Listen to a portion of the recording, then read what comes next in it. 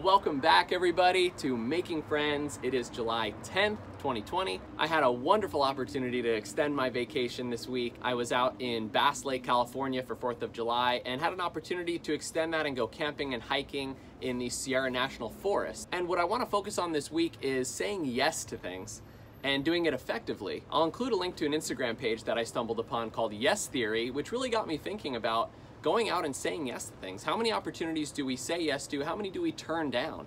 And how to do it effectively. So stick around, all that and more in this week's video. Hey, we are cruising. You guys are really missing out this morning.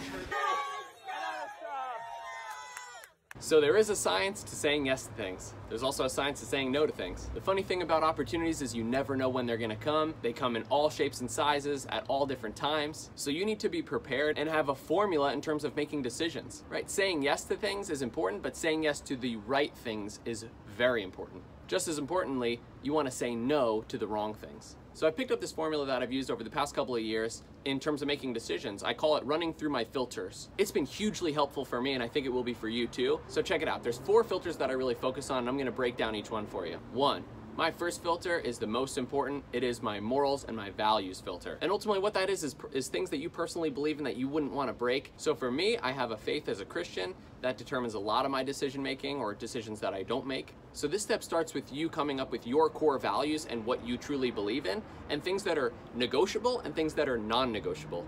And the non-negotiables you never break ever. And that is my first filter. Filter number 2, your budget filter. Simply, does this fit into my budget? Can I afford this? I know I've struggled big time with this one because it's so easy to just say yes to something without thinking about your bank account or just throwing it on a credit card. But if you don't have a budget yet, I suggest that's a great first place to start. And then once you determine where your budget's at, then you can make decisions and it makes it so much easier saying, do I have the money for this? Yes, then go through with it. If I do not have the money for this, you say no. Okay, filter number 3, we got your calendar. I like putting it this way.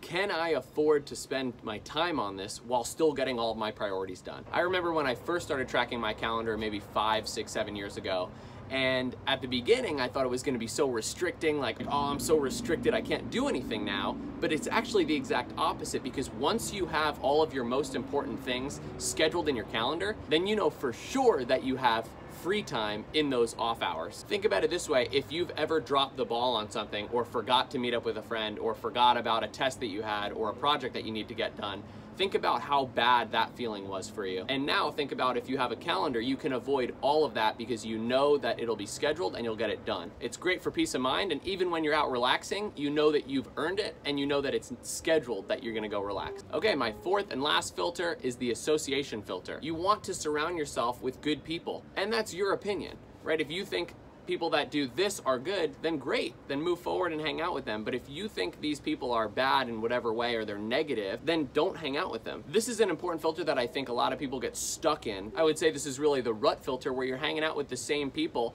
and they keep bringing you down. Ask yourself, are these people bringing me up? Are they adding value to me? Can I add value to them is also important. But if they're constantly dragging you down, then it's not a good association, and I would use this filter to cast that opportunity aside. Okay, so this week's action item, my favorite part here, is gonna be pick a day this week and run every opportunity that you've been given through your filters. I'm telling you, you are gonna be so much happier in the long run when your bank account looks good, you don't overextend on your calendar, you hang out with people that add value to you, and ultimately you're not breaking any of your morals and values. This is an awesome action, and I've implemented this in every day of my life, and I think you will too once you see the power of it. So that's it for this week. I hope you guys are awesome. Stay safe out there. I know COVID is crazy right now, but love you.